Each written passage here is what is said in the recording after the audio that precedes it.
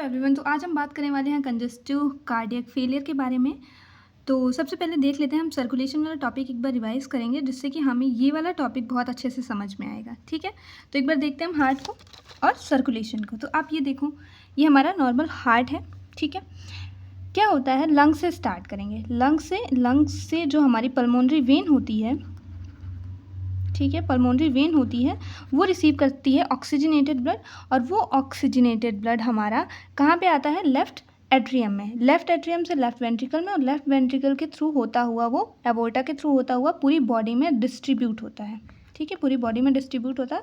वहाँ से deoxygenated blood हमारा कैरी होता है सिस्टमेटिक कैपिलरीज के through, superior vena cava, inferior vena cava, और कोरोनरी साइनस लेकर आते हैं उसको राइट एट्रियम में। राइट एट्रियम से फिर से वो डीऑक्सीजनेटेड ब्लड हमारा राइट वेंट्रिकल में जाता है, और राइट वेंट्रिकल से होता हुआ पल्मोनरी आर्टरी उसको लेकर जाती है लंग्स में, और फिर वो ऑक्सीजनेटेड होके पूरे ब्लड में फिर इसी साइकिल के थ्रू डिस्ट्रीब्यूट होता है। ठीक है, तो ये चीज़ हमें याद है।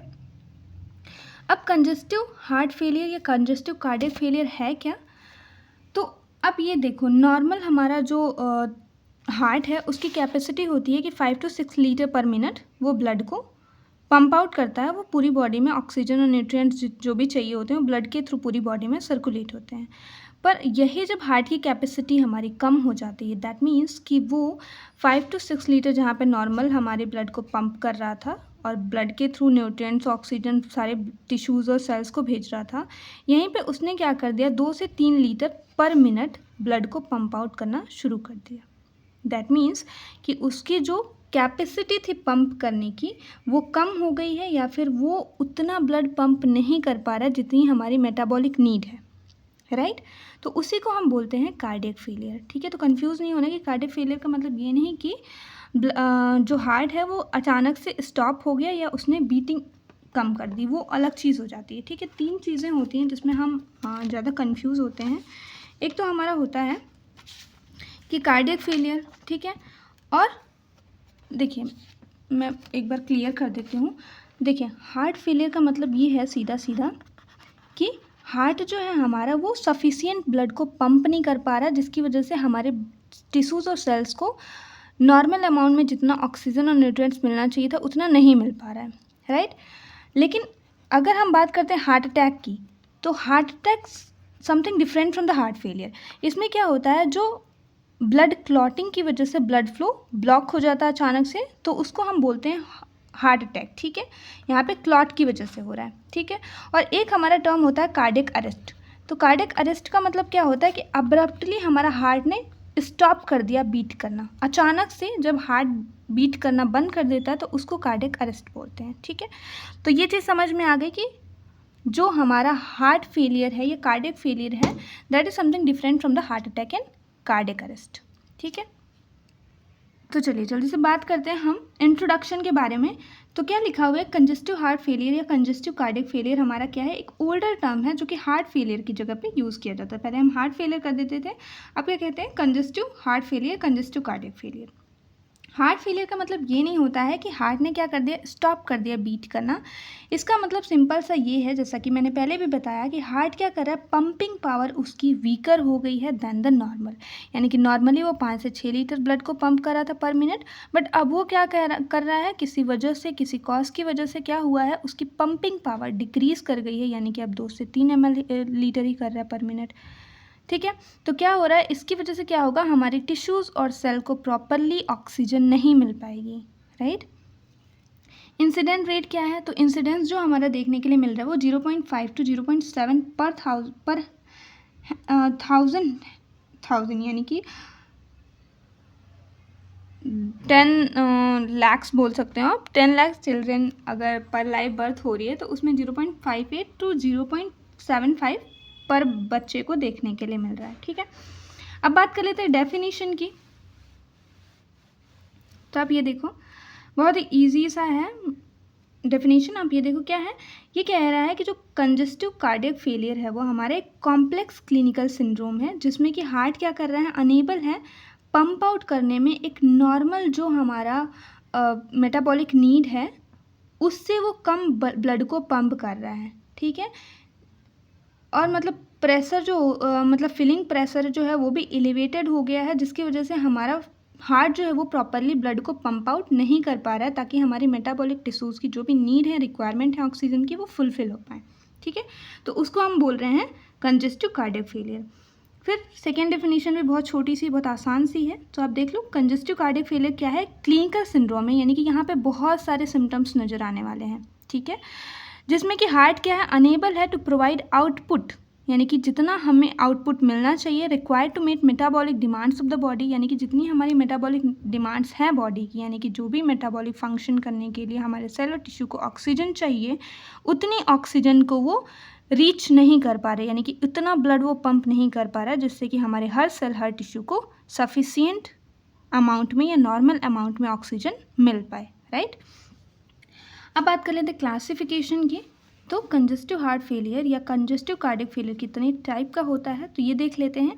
ये देखो आप, according to the course of disease, यानी कि कितने टाइम से डिजीज़ हो रखी है, तो उसके बेसिस पे हमने दो कैटेगरी में बांट दिया है। एक तो एक्यूट हार्ट फेलियर और दूसरा होता है हमारा chronic heart failure. Acute heart failure में क्या होता है कि हार्ट फेलियर यानी कि ब्लड ने अपनी पंपिंग पावर डिक्रीज़ कर ली है और ये हुआ है हमारा less than 3 month.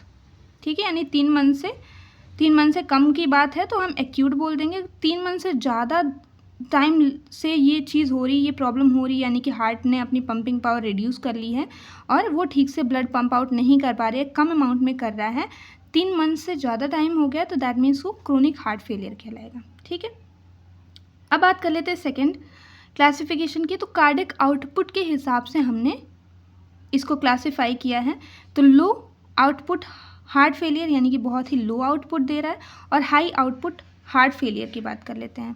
That means कि क्या हो रहा है, दोनों में ही पावर्स कम हो रही हैं, पर यहाँ पे बहुत ही कम आउटपुट दे रहे हैं, यानी कि बहुत ही कम ब्लड पंप आउट कर रहा है। तो इसके कॉजेज़ क्या हो सकते हैं? वॉल्यूम ओवरलोड हो सकता है, प्रेशर ओवरलोड हो सकता है, या तो कॉन्ट्रैक्टिलिटी प्रॉब्लम हो सकती है, यानी कि कॉन्ट्रैक्ट ही नहीं कर पा रहा है हमारा हार्ट ठीक से। हाई आउटपुट हार्ट फेलियर के क्या क्या चीज़ें हो सकती हैं? तो ये 3A हम इसे याद रख सकते हैं। मान लीजिए एनीमिया है, ब्लड ही कम हो गया तो कैसे पंप आउट करेगा। अरिथमिया है, यानी कि ठीक से हार्ट बीट नहीं कर पा रहा, इरेगुलर बीटिंग है। AV फिस्टुला है, यानी कि एट्रियोवेंट्रिकुलर फिस्टुला हो गया, जिसकी वजह से जो हमारा हार्ट है वो ठीक से पंप नहीं कर पा रहा ब्लड, ताकि हमारी मेटाबॉलिक नीड्स जो हैं वो फुलफिल हो सकें normal.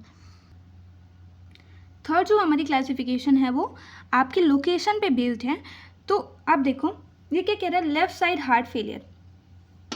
Left side heart failure से हमारा क्या मतलब है कि लेफ़्ट साइड में कोई प्रॉब्लम हो गई, left side of the heart, यानी कि ये लेफ्ट एट्रियम लेफ्ट वेंट्रिकल की बात कर रहे हैं, यानी कि लेफ्ट साइड में कोई प्रॉब्लम हो गई है, कोई इन्फ्लामेशन हो गई है, मायोकार्डाइटिस हो गया है, यानी कि ये इन्फ्लेम कर गई है, जिसकी वजह से लेफ्ट साइड ऑफ हार्ट जो है हमारा वो ठीक से पंप आउट ब्लड नहीं कर पा रहा है। राइट साइड तो ठीक काम कर रहा है इस केस में, लेकिन लेफ्ट वाला साइड यानी कि ये वाला साइड जो है हार्ट का, ये वाला चैम्बर, जो लेफ्ट वाले चैम्बर्स हैं दोनों, वो ठीक से प्रॉपरली फंक्शन नहीं कर पा रहे हैं। लेफ्ट वाला वेंट्रिकल हमारा ठीक से कॉन्ट्रैक्ट नहीं कर पा रहा है, इसकी वजह से हमारे क्या हो रहा है, एबोर्टा में कम ब्लड जा रहा है और उसकी वजह से पूरी बॉडी को कम ब्लड सर्कुलेट हो रहा है या फिर कम ब्लड मिल रहा है। ठीक है, तो उसको हम बोलते हैं left sided heart failure. Right sided heart failure के केस में इसका जस्ट अपोजिट, यानी कि राइट साइड वाला पार्ट जो है हार्ट का हमारा वो ठीक से फंक्शन नहीं कर पा रहा है, यानी कि राइट वेंट्रिकल या राइट एट्रियम में कोई प्रॉब्लम है, उसकी वजह से राइट साइड का हार्ट ठीक से फंक्शन नहीं कर पा रहा है, जिसकी वजह से हमारी बॉडी को प्रॉपरली ब्लड नहीं मिल पा रहा है या फिर कम ब्लड मिल रहा है। बाईवेंट्रिकुलर हार्ट फेलियर की बात कर लेते हैं। तो इसका मतलब है कि होल हार्ट या फिर दोनों ही वेंट्रिकल्स, हमारे left ventricle as well as right ventricle, वो प्रॉपरली फंक्शन नहीं कर पा रहे हैं, वो कोऑर्डिनेशन में फंक्शन नहीं कर पा रहे हैं, इसकी वजह से हमारा बाईवेंट्रिकुलर हार्ट फेलियर देखने के लिए मिलता है। बात कर लेते हैं फोर्थ क्लासिफिकेशन की। तो वो फंक्शन इम्पेयरमेंट की बात कर रहा है, यानी कि फंक्शन ही इम्पेयर्ड हो गया। तो ये बहुत ही इंपॉर्टेंट है, थोड़ा सा हम इसको डिटेल में समझेंगे। तो आप ये देखो, पहला जो है वो सिस्टोलिक फेलियर है, या फिर इसी को बोलते हैं सिस्टोलिक डिस्फंक्शन, या फिर इसी का दूसरा नाम है रेड्यूस्ड इजेक्शन फ्रैक्शन। सेकेंड है हमारा डायस्टोलिक फेलियर, इसी को बोलते हैं हम डायस्टोलिक डिस्फंक्शन, या फिर प्रिजर्व्ड इजेक्शन फ्रैक्शन। ठीक है, तो हम देखेंगे इसको थोड़ा सा डिटेल में। ठीक है, तो यहाँ पे देखो आप, देखो, अब इन दोनों चीज़ों को समझने के लिए सबसे पहले हमने समझना होगा इजेक्शन फ्रैक्शन, ठीक है। तो सबसे पहले हम बात कर लेते हैं सिस्टोलिक डिसफंक्शन की, कि क्यों हो रहा है वो सिस्टोलिक डिसफंक्शन क्यों हो रहा है। तो आप देखो, जैसे कि ये हमारा हार्ट है, हल्का सा मैं दिखाऊंगी इसको, ठीक है। ये हमारा हार्ट है, ठीक है। यहाँ के क्या हो गई, ये मसल्स जो हैं, ये जो मसल्स हैं जिनकी वजह से हमारा क्या होता है, कॉन्ट्रैक्शन हो पाता है, ये हमारी वीक कर गई हैं, ये बहुत वीक कर गई हैं। वेंट्रिकल्स की जो मसल्स हैं हमारी बहुत ज़्यादा फ्लॉपी हो गई हैं, स्ट्रेच आउट हो गई हैं, फ्लैप हो गई हैं, ठीक है। दैट मीन्स कि इनकी इलास्टिसिटी कम कर हो गई है। समझ में आ रहा है? मैं इतना कहना चाहती हूँ कि आप ये देखो, ये जो हमारा है ये नॉर्मल हार्ट है, ठीक है। लेकिन सिस्टोलिक डिस्फंक्शन में ये होता है कि ये हमारा जो हार्ट है, इसकी जो मसल्स हैं, यानी कि वेंट्रिकल्स की जो मसल हैं वो स्ट्रेच्ड आउट हो गई हैं, यानी कि बहुत फैला दिया हमने, या फिर बहुत फैलने की वजह से स्ट्रेच आउट हो गई हैं, फ्लॉपी हो गई हैं, ठीक है, या इनलार्ज हो गई हैं, जिसकी वजह से आप ये देखो कि इनके अंदर जो एट्रियम से ब्लड आ रहा है वो तो कम्प्लीटली आ रहा है, लेकिन ये ठीक से कॉन्ट्रैक्ट नहीं कर पा रहे हैं, राइट। ये ठीक से कॉन्ट्रैक्ट नहीं कर पा रहे हैं, तो ये ठीक से कॉन्ट्रैक्ट नहीं करेंगे तो यानी कि लेफ्ट वेंट्रिकल से जितना ब्लड जाना चाहिए था अओर्टा में, और अओर्टा से पूरी बॉडी में जितना जाना चाहिए था वो नहीं हो पा रहा है, राइट। तो सिस्टोलिक डिस्फंक्शन में ये होता है कि हमारी फिलिंग तो हो रही है वेंट्रिकल की अच्छे से, लेकिन इनके फ्लॉपी होने की वजह से, या फिर इनके स्ट्रेच आउट होने की वजह से, या इनके वीक होने की वजह से वेंट्रिकल के जो मसल्स हैं वो ठीक से ब्लड को पुश नहीं कर पा रहे हैं, कॉन्ट्रैक्शन नहीं हो पा रहा है उनकी वजह से, उनमें ठीक से, जिसकी वजह से हमारे पूरी बॉडी में ब्लड सर्कुलेट नहीं हो पा रहा है, ठीक है। तो ये होता है हमारा सिस्टोलिक डिसफंक्शन। इसमें क्या होता है, वेंट्रिकल हमारे ठीक से कॉन्ट्रैक्ट नहीं हो पा रहे हैं क्योंकि ये वीक हो गए हैं, या तो इनकी इलास्टिसिटी कम हो गई है, ठीक है। अब बात कर लेते हैं डायस्टोलिक डिसफंक्शन के बारे में। तो डायस्टोलिक डिसफंक्शन में क्या होता है, आप ये देखो कि वहाँ पे फ्लॉपी हो रहे थे, लेकिन डायस्टोलिक डिसफंक्शन होगा तो हमारे जो वेंट्रिकल के मसल्स होंगे वो रिजिड हो जाएंगे, थिक हो जाएंगे और इनइलास्टिक हो जाएंगे,